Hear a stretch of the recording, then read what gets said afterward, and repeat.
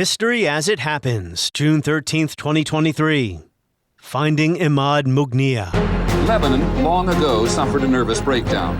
Now a great many observers believe Israel may be bent on altering its... Israeli armed forces have completed preparations for a military attack into Lebanon and... What is at stake now in the invasion of Lebanon is the future of Lebanon itself. This is a misnomer.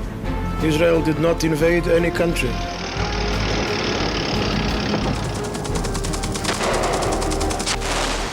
The government of Lebanon has requested, and I have approved, the deployment of United States forces to Beirut as part of the official toll now tops 160 dead and more than 180 and now the number is 191 in the Beirut massacre. 191 Marines dead in the explosion at their headquarters. We don't know yet who bears responsibility for this terrible deed.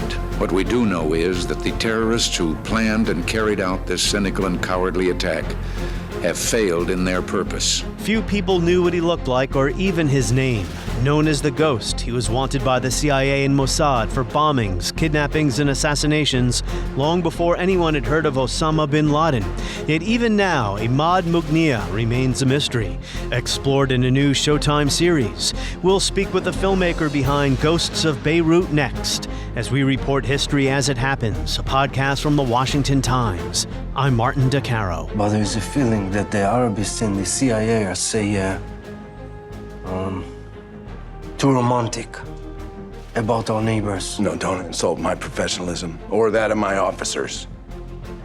Our friends are expected to get on board with our plan, and those that don't will pay a very heavy price. And as I dug deeper into it, it felt like not a story about Mughniyeh per se. It's a story of the modern CIA and how it came about. Because it's striking at how many careers were shaped by this crucible of what went down in Beirut in the mid-'80s.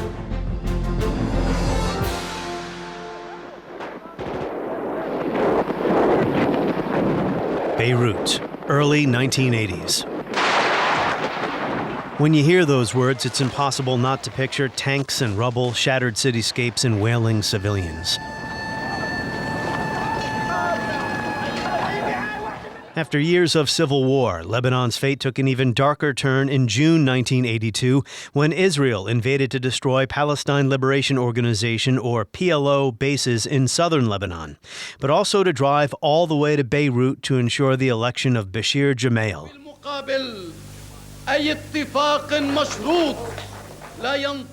Gemayel was the leader of Christian Phalangist militias who, like Israel, wanted the Palestinians and Syrians out of his country.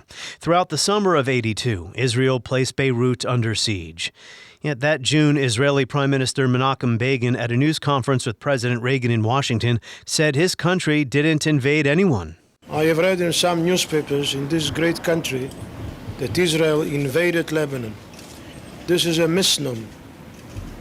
Israel did not invade any country. You do invade a land when you want to conquer it, or to annex it, or at least to conquer part of it. We don't covet even 1 inch of Lebanese territory, and willingly we will withdraw our troops, all of our troops, and bring them back home as soon as possible. Photographs of the horrors in Beirut told a different story. Reagan, no fan of the PLO, he also wanted them out of Lebanon, in early August privately warned Israel that its aggression imperiled the relationship between the two longtime allies. Historian William Inboden writes that in one tense phone call, Reagan told Begin that Israel's bombardment was causing a Holocaust in Beirut.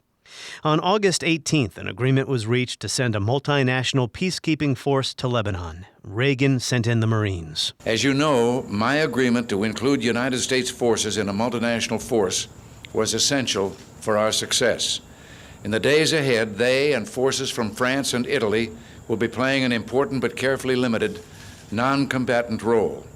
The parties to the plan have agreed to this role and have provided assurances on the safety of our forces. But Lebanon only fell deeper into the abyss. In mid-September, 2 weeks after he was chosen as Lebanon's president, Bashir Gemayel was assassinated by a Syrian national.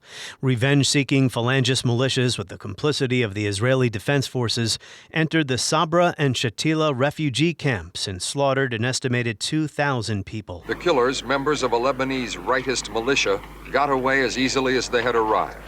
To do so, they had to pass through Israeli lines, and the extent of Israeli collusion in the massacre has caused a political storm. Israel must have learned that there is no way it can impose its own solutions on hatreds as deep and bitter as those that produced this tragedy. If it seeks to do so, it will only sink more deeply into the quagmire that looms before it. Those outsiders who have fed the flames of civil war in Lebanon for so many years need to learn that the fire will consume them too if it is not put out. As Lebanon unraveled, few people noticed a teenager who had served as a bodyguard for the PLO's Yasser Arafat. But his deeds would soon make international headlines. November 11th, 1982, a suicide bomber detonated a car bomb at the Israeli military headquarters in Tyre, Lebanon. April 18th, 1983, another suicide bomber strikes the U.S. Embassy in Beirut. The dastardly deed, the act of unparalleled cowardice that took their lives, was an attack on all of us, on our way of life, and on the values we hold dear. The attack killed more than 60 people. It wiped out the CIA station and its chief, Robert Ames, played by the actor Dermot Mulroney, in a scintillating new Showtime series, Ghosts of Beirut. Who is responsible? These are not the same terrorists we've known before. Do you have a name? He only uses nicknames. We call him Father of the Smoke. Here is the Ames character trying to obtain cooperation from the Mossad so his Reagan-backed peace plan can have a chance at success. Our services need to find a way to step back from the abyss and work together. Yes.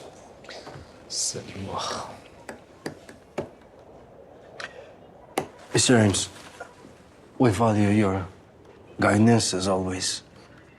But there is a feeling that the Arabists in the CIA are, too romantic about our neighbors. No, don't insult my professionalism or that of my officers.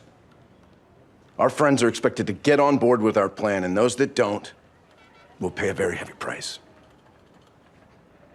Do I make myself clear? Both Ames and the peace plan would soon be dead. And then the defining moment for the American nightmare in Lebanon followed. August 23rd, 1983. Just in from Beirut, at least 40 U.S. Marines and 10 French soldiers are dead after 2 explosions. The official toll now tops 160 dead and more than 180. Syrian and Iranian government spokesmen tonight denied that their governments had anything to do with those suicidal attacks on the American and French barracks. But I think we should all recognize that these deeds make so evident the bestial nature of those who would assume power if they could have their way and drive us out of that area, that we must be more determined than ever that they cannot take over that vital and strategic area of the earth, or for that matter, any other part of the earth. Soon after, Reagan decided to finally get out of Lebanon. Israel partially withdrew. But the career of Imad Mughniyeh was just getting started. For the next quarter century, he led Hezbollah in a campaign of bombings, assassinations, and kidnappings until the CIA and Mossad finally caught up to him. I knew almost nothing about Imad Mughniyeh until Ghosts of Beirut inspired me to start reading about him. He was the rare figure who left a lasting mark on global events, in his case, terrorism, while receiving almost no personal recognition for it. Mughniyeh wanted it that way, but he is no longer an unknown, thanks to the work of filmmaker Greg Barker. He is the director behind Sergio, now on Netflix, and the HBO documentary Manhunt, the inside story of the hunt for bin Laden, among many films. Check out his filmography at imdb.com. But Greg Barker is here today to talk about Ghosts of Beirut. Welcome to the podcast. Thank you. Great to be here. As you know, I usually interview academic historians who spend their days in classrooms and buried in libraries and massive history books. So this is new for me to interview a filmmaker who also has a background in journalism and documentary making. I'm curious as to what drew you to the subject of Imad Mughniyeh. It came through a trip I did to Iran in 2007 for Frontline for PBS. It was right at the time that Iran was kind of growing in regional power. Qasem Soleimani was a force within the geopolitics of the Middle East. And then as it happened when I was there, and I was investigating all that, my fixer was boasting to me about how he was part of this small vanguard in the early days of the revolution that were in Beirut, Lebanon. and helped set up Hezbollah. It was a great adventure for him at the time. And I just was so fascinated because I didn't know that aspect of the story. And then fast forward a few years, I was doing a project about the hunt for bin Laden and got to know some of the former agency people who were behind that. And a couple of them were telling me that actually their real long-term obsession was Hezbollah and Imad Mughniyeh. And as I dug deeper into it, it felt like not a story about Mughniyeh per se. It's a story of the modern CIA and how it came about. Because it's striking at how many careers were shaped by this crucible of what went down in Beirut in the mid-'80s. From then on, I was sort of looking for a narrative way into it, which took a few years. But it's something that had been germinating in my head for a long time. Yeah, because I didn't know that much about Mughniyeh before watching your show. I started looking up articles about him, and it occurred to me that he was bin Laden, in a sense, bin Laden before bin Laden, but he never became a household name in the United States. And, for all the talk of living in a post-9/11 world, we're really living in a post-Iranian Revolution 1979, Beirut 1982-83 world, wouldn't you say? Yeah, I think that's absolutely right. It is shocking how you can trace these strands back to that era. Okay, so in 82, Israel invades Lebanon. Controversial, very controversial at the time. The U.S. is very active behind the scenes through the CIA, through a guy named Robert Ames, who was a top spy. Also, at the time, is very close to George Shultz, Secretary of State, briefing the president. Is kind of moved to this upper echelon of the Washington sort of national security system.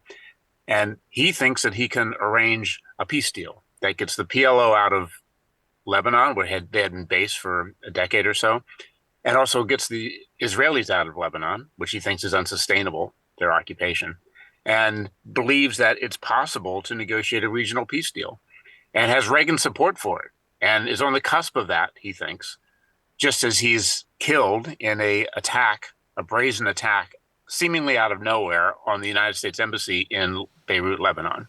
Wipes out the entire CIA station, dozens of American employees and Lebanese employees. And it turns out it's done by this kid from nowhere who's literally 19 years old at the time. Nobody knows who he is. His name is Imad Mughniyeh, a Shia kid, really from kind of a very poor background. And it shocks the American system because this is still Cold War. They don't know where's this threat coming from. Maybe there's a connection to Iran, but they still want to make ties with the Iranian Revolution because it's not quite clear how the revolution's going to go. In fact, it begins this long, I see it as like this journey into the abyss that leads to kidnappings, which in turn drive the upper echelons of the CIA insane when Mughniyeh and Hezbollah kidnap the CIA station chief in Beirut in 1984 and torture him brutally. Hey, you can see the Iran-Contra scandal coming. Iran-Contra happens at the same time. Iran-Contra, and you can there's lots of things, of course, the Contra is its own thing, but there were elements, William Casey at the agency, people in the White House, who thought, okay, let's see if we can do business with the Iranians and get Buckley out at the same time. So without the Buckley kidnapping, Iran-Contra very likely may not have happened or would have taken on a totally different shape. And then within the agency, the ethos that Robert Ames represented, perhaps naively, but thinking that we can accomplish a lot through diplomacy, quiet espionage, disappears with his death. His main rival in the agency, I mean, they're friendly, but he's definitely a rival, is Dewey Claridge, who is head of the National Clandestine Service, or the DDO as it was called at the time, and takes the agency with Casey's blessings in a totally different direction, much more sort of hard-nosed, much more kind of operational. Paramilitary. And many of the young operatives working for him after 9/11 are in senior management positions and take the agency one step further in that direction as well, which we can debate all that, but that's what happened. So you kind of look at all this like, oh my gosh, that's all traces back to these incidents instigated by a 19-year-old kid that no one had ever heard of. It's remarkable. Before we dig even deeper into all those amazing events, right, when you look back on it now, 60 people killed in an embassy bombing, 241 Marines killed in the barracks bombing. If something like that were to happen today, you can imagine what the response might be. You've been described as a filmmaker of artistic and political consequence. You take on the kinds of subjects that I'm interested in. You're also known for exploring the gray area between good and evil. The characters in Ghosts of Beirut are not one-dimensional cartoon characters. You embrace this complexity, but that's difficult to do when you're dealing with a figure like Mughniyeh, who was a terrorist. He had a lot of blood on his hands, but you chose to also show the other sides of him. Why? Because I think it's accurate. It's a long answer, but I'll keep it short. So, I spent a lot of time in Rwanda and Cambodia. I was, for some reason, fascinated by the darkness in the human soul, and spent time talking to killers and people who tried to stop the killing and people who thought they could be a hero and failed. And I came away from that thinking, there's really good and evil in all of us. We're all faced with these choices and that are presented to us in life. And the best way to understand when the darkness of the human soul takes hold and takes over is through trying to understand that person and how they got there without justifying it or sort of validating it, but finding a way to build some kind of empathy. And by empathy, I don't mean sort of support. I just mean understanding how they got there. And I also think it's better drama. I mean, a compelling villain is more interesting than a guy you just know is bad from the outset. It's not interesting narratively. So it's both more accurate and also better storytelling. If people can empathize with the villain even a little bit, it's very uncomfortable and it's very compelling. It keeps people engaged. And from his point of view, he was fighting for justice. There was an Israeli invasion of his country. He wanted to resist, and I think he says something in the show, the character does. They have aircraft and tanks. We don't have any of that, so we're going to fight back the way we know how to or with the resources that we have. Now, that turned out to be suicide bombers killing a lot of civilians, people who didn't deserve to die, but you get my point. I was really struck. I had a recent conversation with one of the CIA guys who first turned me onto this whole story, and he's like, of course he was a terrorist, but he was a freedom fighter. From his perspective, at that time, he had valid complaints, and this was the path that was available to him at the time, which I think is even more interesting. There are moments in there where he just sinks into darkness. When he recruits the first suicide bomber in the Middle East, when he's there for the torturing of Buckley, his political aims could have been accomplished by negotiating a release of Buckley, but he got consumed by it. But that's a very human thing. It's like you kill somebody once, very hard. Second killing, easier. Third, fourth, that's how genocides happen. It just becomes routine. And so I'm always fascinated by that, the shades of gray, right? But then how do you then tip over into the other side? And then once you've tipped over, it's almost impossible to pull back. That's why I think watching movies, good films about history is important. I read a lot of long history books, and I love them, but they don't have the same emotive force as watching a movie. I don't know if you've ever seen the film Downfall about Hitler in the bunker. Yeah. I've read major biographies of Adolf Hitler, but it's not the same emotional experience as watching that film. Hitler played by a Jewish actor, the late Bruno Ganz. It was really, you don't get your history necessarily from a movie like that. It serves a different purpose. One of the most effective moments in that movie for me was where he lays out his vision. Everyone's kind of caught up in it in that room. And for a moment, you find yourself thinking, wow, that's kind of amazing. So, of course, for Hitler to have gained power, of course, we know the circumstances and it was repulsive, but he had a vision and he had charisma and he drew people. And so that kind of element, it's just so interesting because that's how it happens. The evil just doesn't sort of rise out of the ground and sort of take over. It's clever, insidious, and draws people in. Absolutely. If you want to understand why things happen the way they did, you have to set moral judgments aside. And I think most people understand that terrorists are bad, Hitler is bad. But if you want to understand how they were able to have such a following of people who thought of themselves as good people. One more point about this and embracing the complexity.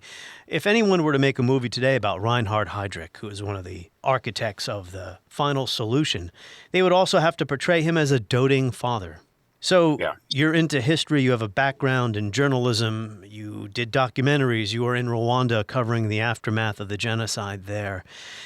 Every episode of Ghosts of Beirut, however, begins with a disclaimer. This is a fictional account of deeply researched events. So the events that are portrayed are not fictional, of course, but you are there to make a movie. You want it to be entertaining. It has to have narrative cohesion. But, what's your view on, and I just discussed this with a historian actually about the White House Plumber show on HBO. What's your view on the responsibility you have to stick to the facts, but also to take dramatic license and to tell a compelling tale? It's a balancing act. I think the challenge we faced on this was that most of the story is still classified. You can go through beat by beat. It's impossible to find out what really happened. And there is no single book. There's a handful of books that, like very good biography of Robert Ames by Kai Bird, but generally a lot of this is just not covered anywhere. Yet I knew that there was more to the story. So I always think of, okay, what's the best way of telling a particular story, right? So in this case, a documentary or just a straight book is impossible because there's not enough factual sort of data available on the record right now. But I'm also interested, as I've progressed in my career, in underlying truths, human emotional truths, which I think are often, not always, but often best captured in fiction. But I like it to be grounded in the real world. So to feel authentic, like an experience that any of us might have, as opposed to a superhero movie. With this one, I just thought, okay, here's a great story that's never really been told before. There had been scripts about Buckley, the CIA assassin who was captured, which I had seen, which had floated around Hollywood. None of them were ever right because you didn't know the end game, what actually happened to Mughniyeh 25 years later. That was not known yet. So once my team and I started researching it, and so talking to people who may have been involved or knew what happened, but off the record. So I would go to people and say, like, okay, somebody maybe who used to be in the CIA or Mossad, for instance, I'm going to fictionalize a lot of this. I know you can't tell me what happened, but tell me what might have happened. Tell me what's plausible. Tell me a good story. Yeah, and then they're like, oh, okay. Yeah, plausible, right? Plausible. I think plausible. Yeah. Of course, we fictionalized. We had to condense. It's, we're telling a lot of history in 4 hours, but we wanted it to feel plausible. And all of the big beats actually happened. Yeah.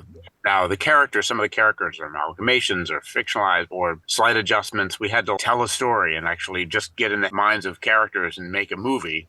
But whenever a choice came up, like, okay, the Marine bombing, barracks bombing. Well, we can't film the bombing because it's too expensive. We don't have the money to film that. So how do we then capture that?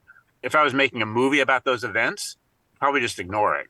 In this case, it's important. So we're like, okay, we got to figure out a way to actually include that. So we kind of erred on the side of inclusion, but at the same time, I had to find a way of condensing and making sure that the drama, the characters, and their emotional arcs was always at the front and center. That's right. You want this to be about the people. And I think the way you intersperse the history is really effective. You use actual news footage. And when there's like a major explosion, you see it in the distance or you hear it in the distance. The characters will come out of wherever they are, a hiding place or lunch, right? And they'll go out in the street and they'll see, well, what's that? Oh, my goodness. Did you hear that?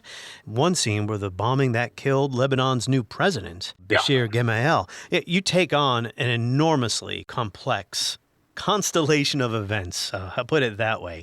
The Israeli invasion of Lebanon. Syria is already in there. The death of Bob Ames, the Marine barracks bombing, all of that. Robert and Shatila, the camp massacre. Yeah, I think those two, because they're connected, the assassination of Jamal and then the massacres a couple days later. I think those are key moments. Jamal, thank you for correcting my pronunciation on that. There was an animated movie called Dancing with Bashir.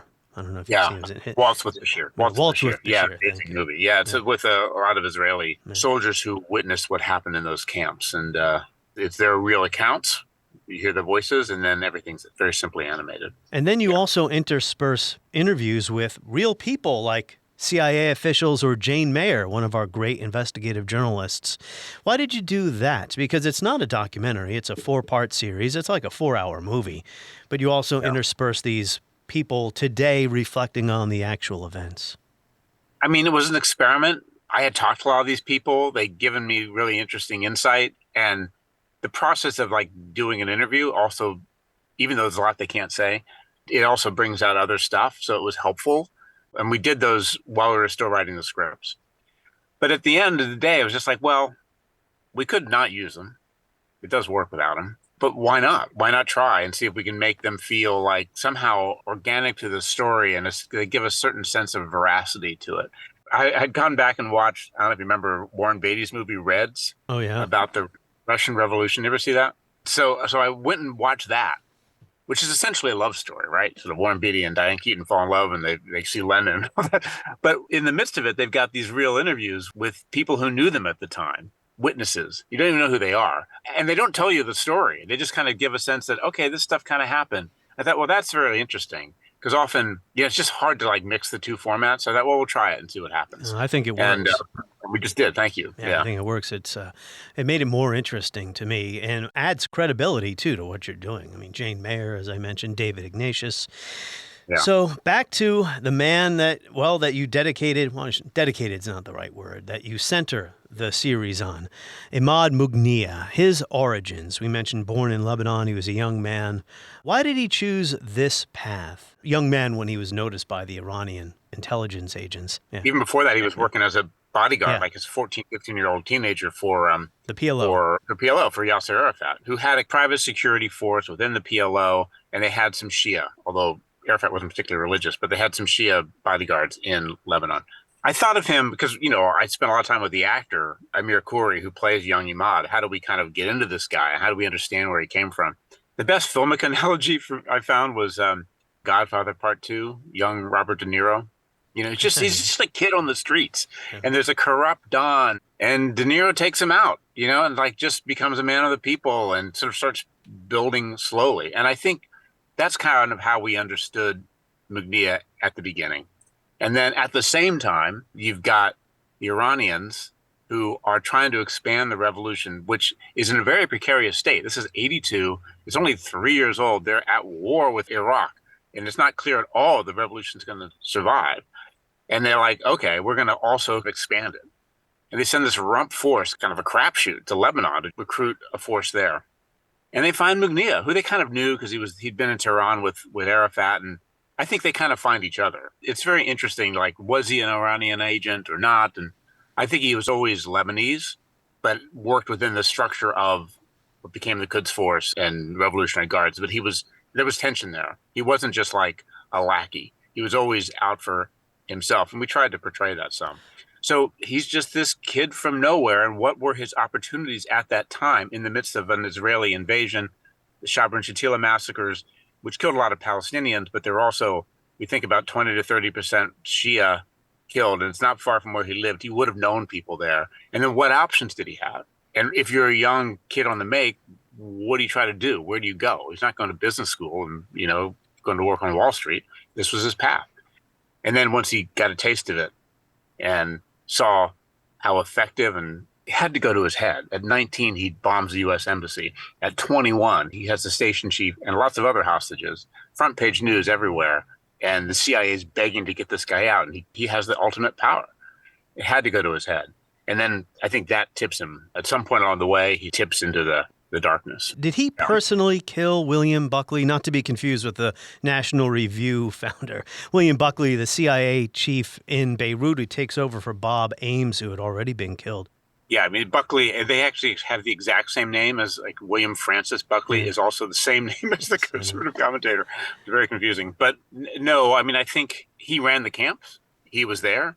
There was a kind of a doctor, a Lebanese doctor, who was kind of working with him, who oversaw the health of the hostages, which was, I think if you read any accounts, Brian Keenan or any of those people who were held then at the time, it was absolutely horrific. And Buckley got the worst treatment of them all. So did he kill him personally? He was responsible for his death, but he let him waste away. And the body was, in the film, we have it recovered quite quickly. The body was held for 6 years before it was dumped on the side of the road. 6 years. Wow. Yeah. And one version I heard is that it was frozen. He was frozen standing up. And they kind of finally just dumped him on the side. It was horrific. And it really had a massive effect inside the agency for complicated reasons, because Buckley was not the obvious choice to take that job. And there was a lot of guilt and anger at the senior within the agency over what happened to him.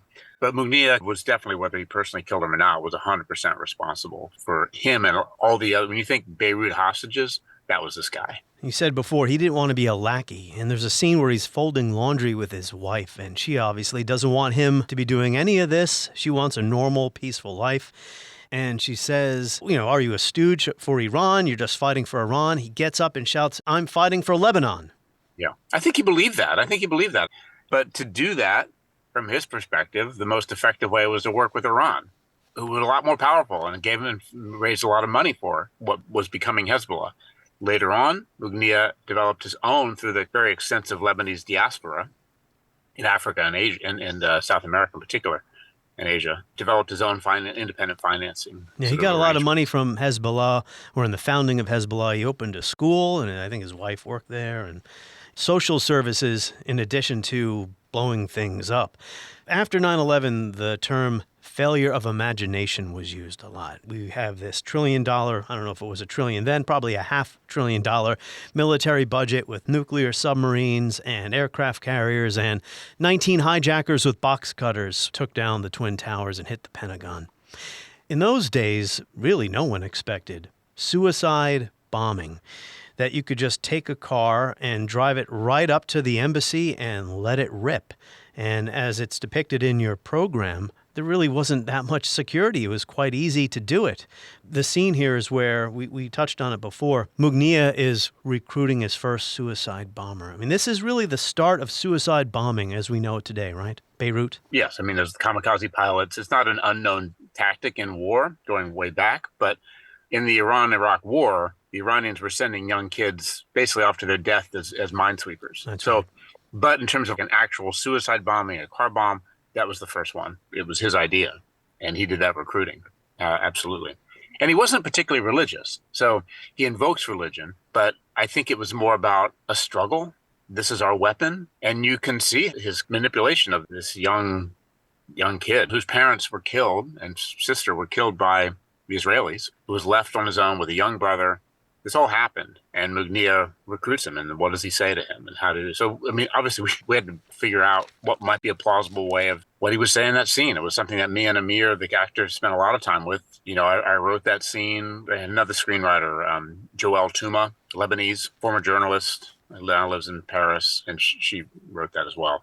It was tricky to get right, but it has to feel plausible. Somehow, there's a reason that this guy makes this choice to take this act. I found which it is all convincing because you don't want to get too pushy in a situation like that, but you have to convince the guy that this is for his benefit. It's for the benefit of our cause. The entire world will remember you and know you. Of course, Mughniyeh doesn't volunteer to do it. If it's such a great job, why don't you do it, buddy? Yeah, nobody ever does that. None of the crew ever do it themselves. Yeah, and that was for the November 11th, 1982 attack at the Israeli military headquarters in Tyre, Lebanon. Yeah. And to my earlier point about how no one quite expected this, it was assumed for a while, at least with this is what the Israelis were saying publicly, that it wasn't a terrorist attack. It was a gas leak. They couldn't figure out that someone would give up their lives like this. Yes, there's still parts of the Israeli government that will say it was a gas leak, although it wasn't. It was Mughniyeh's first suicide attack. But yeah, but again, like, who would imagine that? That's right. Who would imagine? The Mossad agent then says to Bob Ames in your show, as they actually take a car and they go out to, maybe it was the camp where they were being trained, or where the recruit was found. The village where the kid's from. He says, these aren't the same terrorists we're used to. They're fanatics motivated by Khomeini. Well, that Mossad agent was right. He tried to convince Bob Ames of that as well. Ames takes this information to his superiors in Washington, and they don't really want to believe him that Iran might be involved here. Or there's something else in Lebanon they also have to be worried about, in addition to everything else they're already dealing with. At the same time, they're still hoping that they can improve relations with Iran. I mean, Bob Ames himself went to Iran right after the revolution to meet people. We had to cut the scene, but everyone he met later was killed because the revolution kind of ate its own. Yeah. But after he died, there was still effort because this is the beginning of Iran-Contra. You know, this is Dewey Claridge, Casey McFarlane at the NSC, but it came out of the agency. We want to be able to do business with this regime. And what they didn't realize is, again, failure with the imagination is actually that little group in Lebanon, that was the revolution. That's what Khomeini actually wanted. And the people who were at the forefront of that are the ones who rose up within the system, you know. And it was a big misjudgment on the part of the Reagan people, although I understand their motivation. They want to get hostages released. I mean, I think the Iranians probably would have wanted Buckley returned to the CIA, and Mughniyeh would not let him go. And I heard from people who were in the agency at the time, the CIA was offering anything. They were desperate to get Buckley out. The station chief, you know, held captive and feature on these horrible, horrible torture tapes. And then finally they concluded, which I think is right, that he was just keeping that Buckley because he could. He wanted to totally humiliate the CIA and the U.S., and he did. He wanted to send a message a la bin Laden later on, to punch the world superpower in the nose and see how they like it. And he believed, as did bin Laden, that the United States would break or leave, and that is what happened in Beirut. By 83, 84, Reagan is pulling the U.S. military out of there after he promised repeatedly he would not do that. They mistakenly believe that if they're cruel enough and violent enough, they will weaken American resolve and deter us from our effort to help build a lasting and secure peace in the Middle East. Yeah, after he blew up the Marine barracks and all that, then they did leave the U.S. So I think bin Laden probably took the wrong lesson from that. Yes. It was because the mission in Lebanon was very unclear. Actually, it was kind of peacekeeping. There were battleships offshore, and they would lob these, Volkswagen-sized shells into some Shia neighborhoods. But there were no troops on the ground, not really. It was a flawed mission. What bin Laden wanted, of course, was to drive America out of the Middle East. Very different. Yeah. He also thought the U.S. would collapse as a political entity afterward and all. Thank you for navigating my sometimes meandering questions. It's great to talk about. Yeah, why didn't you cast anyone as Reagan? I always find that's hard, unless you're doing a series about Reagan or a president. And we didn't need to see the president, actually. The action was mostly taking place inside the agency. Yeah, the news clips of Reagan serve the purpose. So, as I mentioned before, when I was watching this, it made me think, we talk about the post-9/11 world. We're really in a post-1979, post-Beirut 82-83 world. To what extent can the origins of our problems in the Middle East today, and there's no two-state solution, right, between Israel and the Palestinians. The U.S. has been humiliated in the Middle East again. To what extent can we trace all of this back to that era without taking the parallel too far? For any student of the Middle East, you have to go back.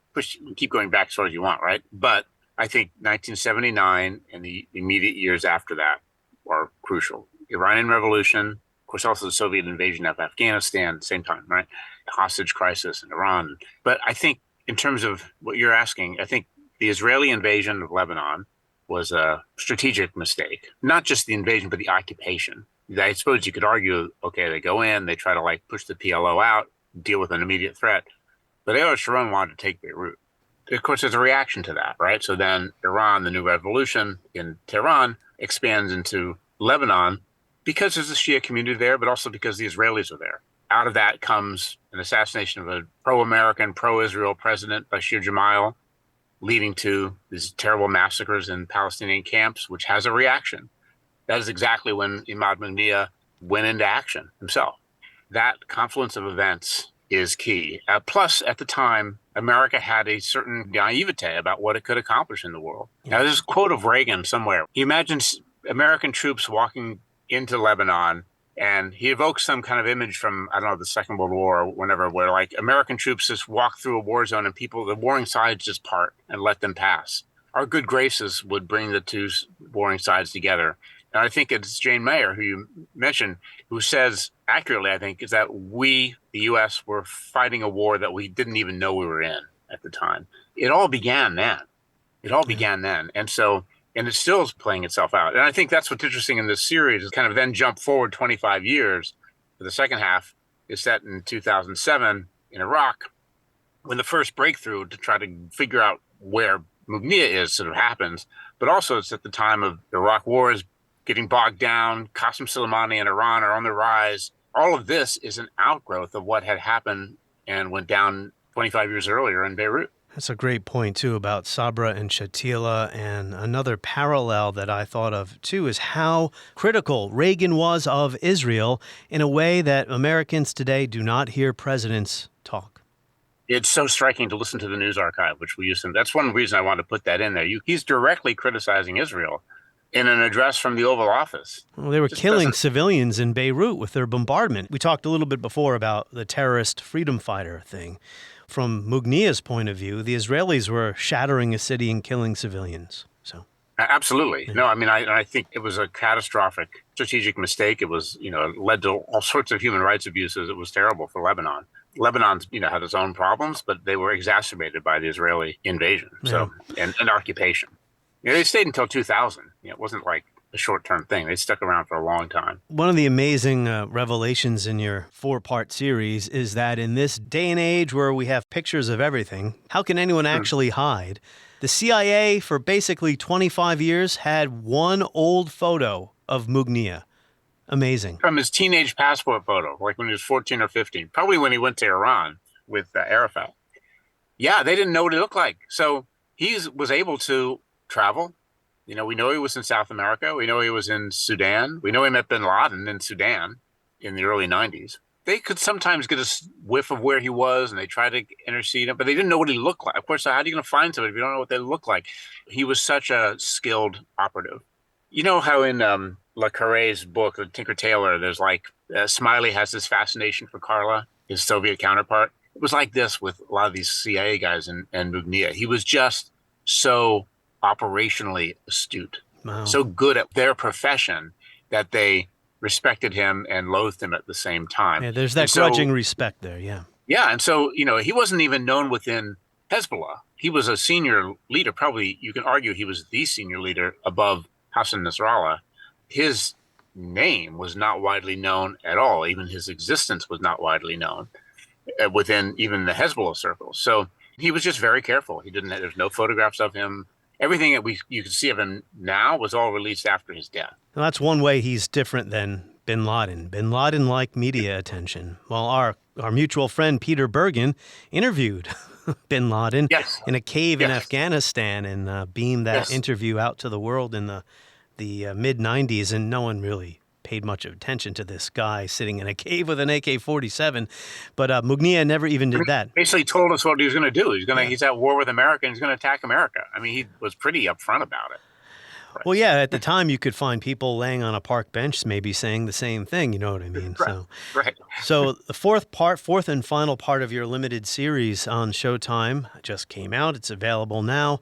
This is where the CIA and Mossad get him. They found him in Damascus, where he was meeting Qasem Soleimani and also fell in love. He'd married a second cousin when he was young, Sada. That marriage fell apart. We know a lot of this to be true. She was apparently not happy with the course their life took. She stayed in Beirut. He was elsewhere most of the time. And in Damascus, he could feel comfortable because it's a police state under the support of Assad. And he lived a pretty open life. Nobody knew what he looked like. He fell in love with a businesswoman named Wafa, who we don't know a lot about, but we know a little bit about. And we have this amazing actor, Zainab Tricky, who was, if anybody saw The Bureau, she's the Nadia al-Mansour figure in that. But then they track him down through a kind of crisis in his personal life in Damascus, which plays out in episode 3. In episode 4, we really see the different methods from the CIA and the Mossad. These services do not work together operationally at all, not for a targeted assassination like this. They found that they had to in this one case. Both of them had their reasons for going after Mughniyeh at this moment in this place. But generally, and it was interesting in the series to kind of unpack some of these tensions between Mossad and the CIA going back into the 80s, when Robert Ames did not get along with Mossad at all. But then we see that play out in episode 4, and there's people have seen it. I don't want to give it away, but there's a whole question about who are they targeting and how. There's a presidential finding that is limited specifically to Imad Mughniyeh. The CIA has to be in charge of this. And there's a bomb built, delivered into Damascus. But there's an opportunity that comes up to get Mughniyeh and Qasem Soleimani at the same time. And I guess we know what happened because Soleimani survives another 10 years. Yes. But that was a key kind of moment. And this actually happened. We can get both. And the Israelis, left to their own devices, would have. But the Americans said no. And they ultimately were in charge. And it was an American operation, my understanding. Now, the Israelis will say it was more an Israeli operation. My understanding, and of course, it's all egos from the different services involved, but it was the U.S. ultimately calling the shots on when they pushed the button. You know, the way they did it, the CIA wanted to be very, very careful because as they were planning it and tracking Mughniyeh, this is exactly the same time that the black sites and the interrogation program was breaking. Jane Mayer reported in the New York Times, the New Yorker, just as they were getting a lead on Mughniyeh. And there was a huge emphasis to do it by the book. We'll make sure they had a precise presidential finding, and they followed that exactly because already they could see that although everything was signed and authorized by the White House for the black sites and all that, the CIA was still getting blamed for what happened, although at the time they had thought, oh, we're covered because we got all this in writing, but ultimately they're the ones that get blamed personally, and people didn't want that to happen again with Mughniyeh. So they were like, we're going to do this precise way. Drove the Israelis crazy. This is not how they were operating. Yeah, I watched But maybe if we're going to kill people in a targeted assassination on the streets of in a residential neighborhood, maybe we need to be pretty careful about how we do that. Yeah, after watching Fauda, it occurred to me that the Israelis do things differently than the CIA. Do. Yeah, they do. And we had that tension inside the team too. I mean, because the makers of that were co-executive producers with me.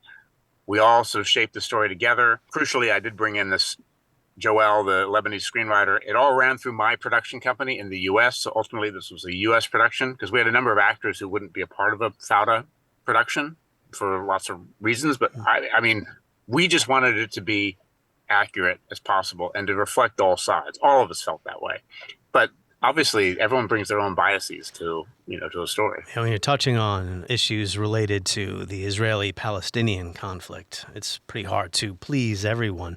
My final question to you is something I asked Peter Bergen when I spoke to him about Osama bin Laden, and that is, what did bin Laden, when all is said and done, what did he accomplish other than death and mayhem? Does he have any enduring positive legacy? Oh, no. But for a while there, bin Laden's image in the Middle East did rise for taking on the United States, but he and his cause, al-Qaeda, were discredited because they killed so many Muslims indiscriminately. So when it comes to Imad Mughniyeh, a person many people have not heard of, does he have any enduring legacy that matters to the people he claimed to be fighting for? I mean, yes, I think absolutely. I mean, Hezbollah, which is a powerful force, possibly the most powerful force in Lebanon, would not have existed in the form that it came to exist without Mughniyeh. He was not just an operative business person raising money. He was their military strategist. So their last war with Israel, he was in charge of all of that, in charge of all of their missiles. They got tens of thousands of missiles to fire into Israel if needed. That was all him. And so the fact that Hezbollah today is a strong social and political force you can trace back to Imad Mughniyeh more than you can even Hassan Nasrallah. Yeah, I mean, he reshaped the Middle East. And I think since he left the scene, Hezbollah has been weaker. I mean, it's still powerful, of course, but it hasn't had the same level of, possibly because there's just not somebody as capable as him who's taken over that role. And Qasem Soleimani as well, also gone. These were two guys, they were the smartest guys in the room. Both came from nowhere. I mean, Soleimani was from some village and just made a name for himself on the battlefield. Like, this guy's smart. Mughniyeh, the same sort of background. One of the reasons they bonded so much. Once they left, you had a lot of, it's corrupt and not full of the best minds always. Well, maybe they were irreplaceable. Casey said that Bob Ames was irreplaceable. Yes, he did. I think Ames was it's interesting. The number of people in the agency, or retired now, who said that Robert Ames was their early mentor, when they began, and that his death affected them deeply personally as they were just starting out. It just blows my mind. Again, a kid from just a working class family in Philadelphia who rose. He wasn't some Ivy Leaguer at all. He wasn't that stereotypical CIA officer from that era. But he became a regional expert. He loved the Arab world, and he was incredibly effective. I mean, he recruited the first CIA, not an asset, but like source within the PLO. And Camp David and all that was because of the ground that he laid. And his source was later killed by Mossad, Ali Hassan Salameh. But he had this vision of, like, we can use espionage to further American diplomatic interests and soft power, which is very different from what the CIA then became. Ames was like a diplomat. He was like a diplomat. He was a diplomat. He became a diplomat. And maybe he loved that side of things too much, and maybe he was less effective at that level. There's lots of people who argue both sides, but that was his passion and his vision. And that vision is not nearly as present within the agency.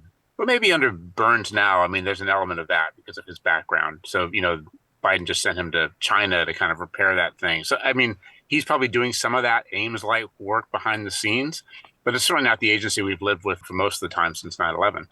And you can argue that both ways, but it's just the reality that this guy had a certain approach that ended when he when he was killed. That future is within our grasp now, if we have the courage to seize the moment. To a new Middle East.